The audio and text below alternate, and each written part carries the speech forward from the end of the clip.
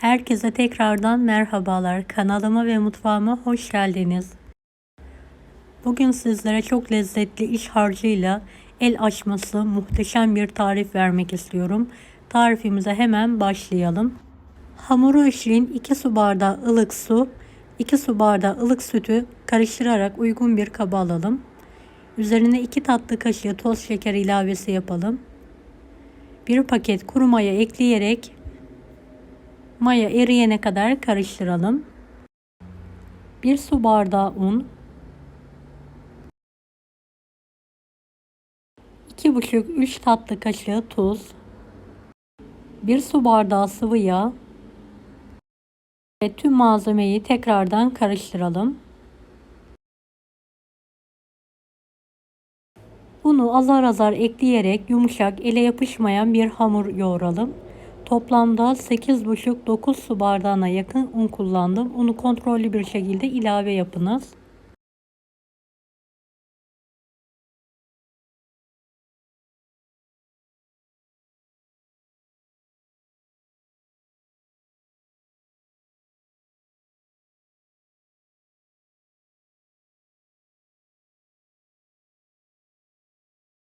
Evet, hamuru toparladıktan sonra tezgah üzerinde tekrardan yoğurdum. Aynı kaba alarak mayalanmayı bırakıyorum.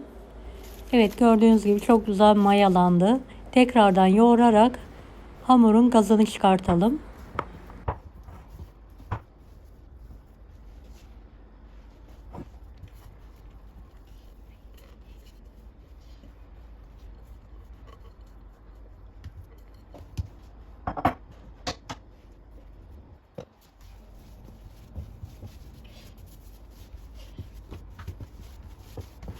Hamurdan eşit bezeler keselim. İlk aşamada büyük silindir şeklinde bezeler keserek hazırlayalım.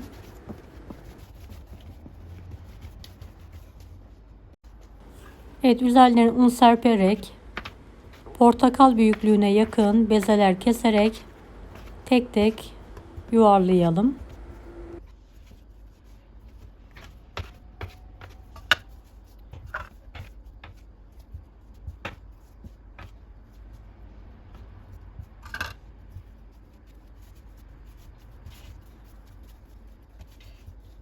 Videomu bu kısma kadar izlediyseniz yorum kısmına herhangi bir emoji bırakırsanız bana destek olmak için sevinirim. Evet, bezelediğim hamurların üzerine un serpiyorum. Biraz dinlenmeye bırakıyorum. Dinlendikten sonra ilk bezeyi alarak oklava yardımı ile ince olana kadar açıyorum.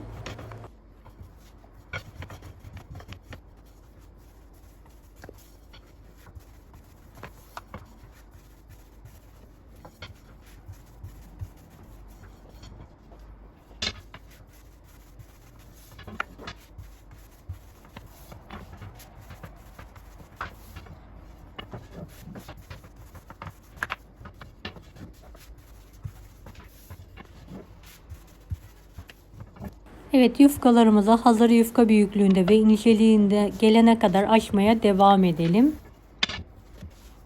Evet, bu incelik ve büyüklük yeterli olacaktır. Kalan yufkaları da aynı yöntemle açmaya devam ediyorum.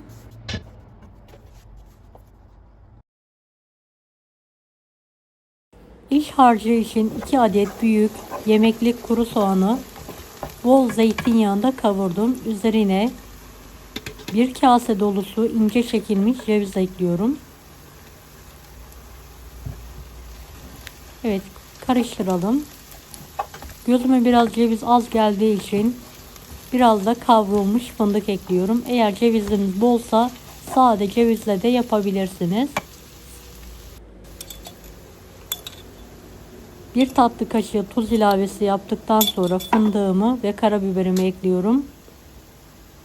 En son tekrardan karıştırarak altını kapatıyorum.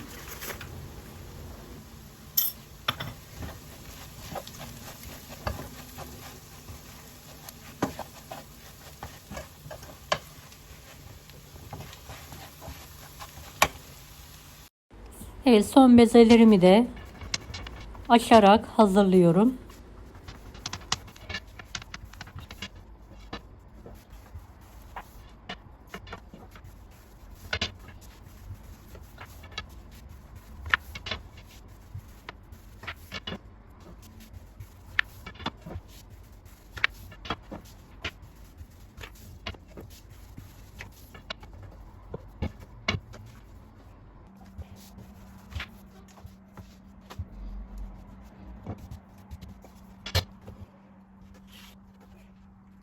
Evet, yufkanın üzerine erittiğim tereyağını her tarafına gelecek şekilde sürüyorum. Daha sonra soğuttuğum iç harcı sepeliyorum. Her tarafını eşit bir şekilde dağıtalım. İnce oklava yardımıyla oklavaya saralım. İki tarafından büzdürerek ortada buluşturalım ve oklavayı kenarından çıkartalım. Evet, yufkaları aynı yöntemle hazırlamaya devam edelim.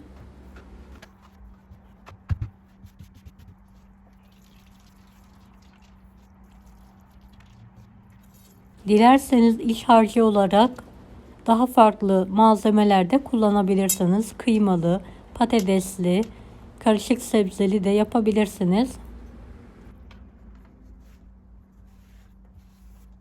Gerçekten çok lezzetli oluyor. Mutlaka denemenizi tavsiye ederim. Evet, kalan yufkalarımı aynı yöntemle hazırlamaya devam ediyorum.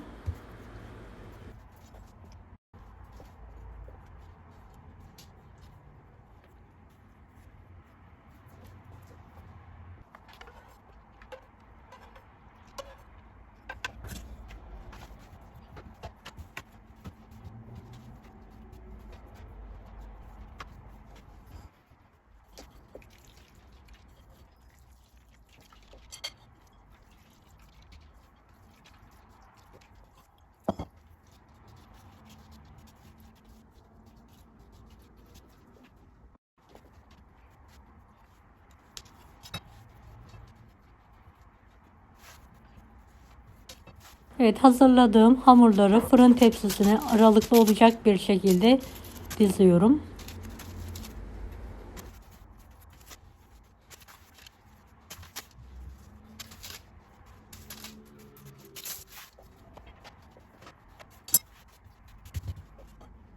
Kalan son yufkamı da aynı yöntemle hazırlayarak şekil veriyorum.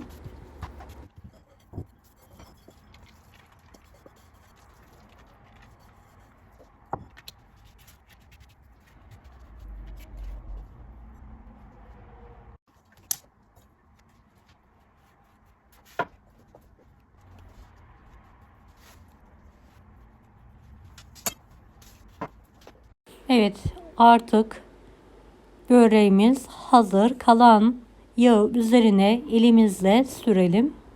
Her tarafına eşit bir şekilde sürmeye dikkat edelim.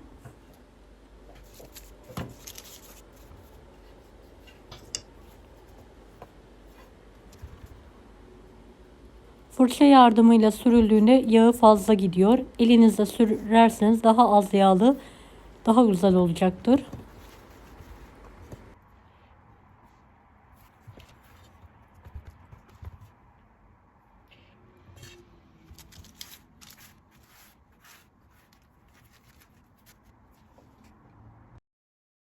Önceden ısınmış 170 dereceli fanlı fırında orta rafta üzeri kızarana kadar pişirmeye bırakalım. Evet, gördüğünüz gibi çok güzel kızardı. Hemen fırından alalım.